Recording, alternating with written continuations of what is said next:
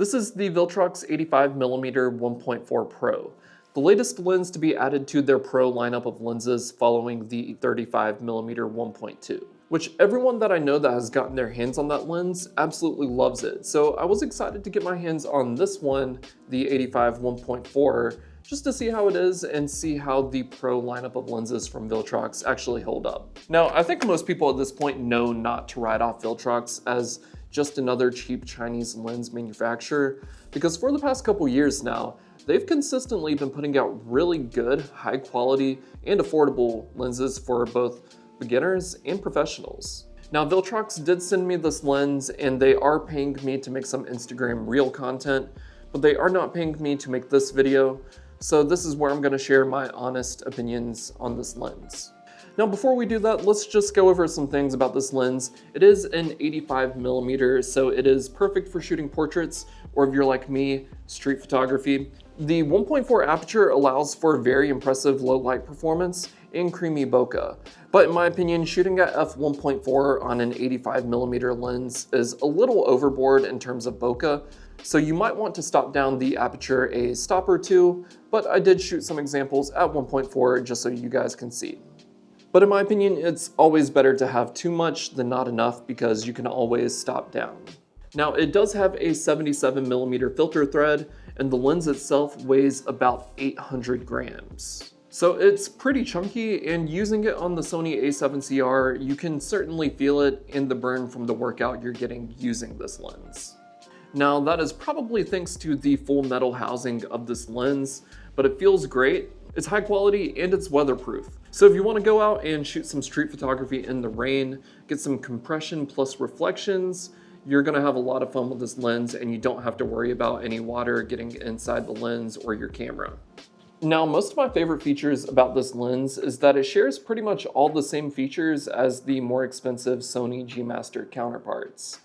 So it has a clickable and declickable aperture ring, an AF/MF switch, and a custom button, which has kind of a rubbery feel, which I actually like more than the G Masters. So the build quality is great and the features are great, but how does the image quality hold up to the more expensive 85mm lenses? Now, while I personally do not own any other 85mm 1.4 lenses, I do have to say the image quality of this lens is exceptionally good. I have no complaints whatsoever. There is a little bit of vignetting, but in my opinion, that's personally not a bad thing. If anything, it adds a little bit of character to the lens, and you can easily correct it in post.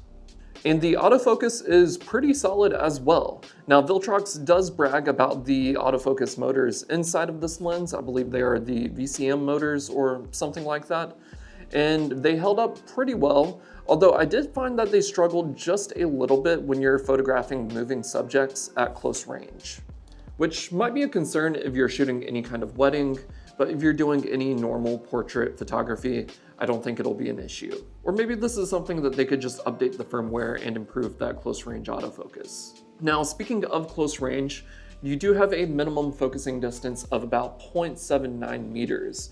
So you're obviously not going to be shooting any kind of macro photography with this lens, but that's pretty decent for a 85mm 1.4 lens.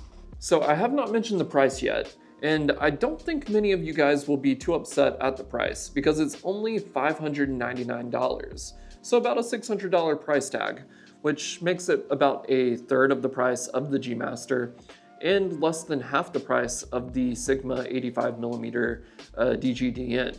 So if you're on any kind of budget, I would probably recommend trying out this lens before you check out the Sony or the Sigma 85 1.4s. I think you'll be pretty satisfied with the results. I know I was pretty satisfied, and if you know me, I'm really not a big fan of 85mm lenses. But I can't deny that I love the results that I got from this lens, and I'm not surprised because Viltrox has been putting out some really good lenses recently. Now, just let me know if you guys have any questions about this lens. Please leave a comment down below and I'll get back to you as quickly as I can.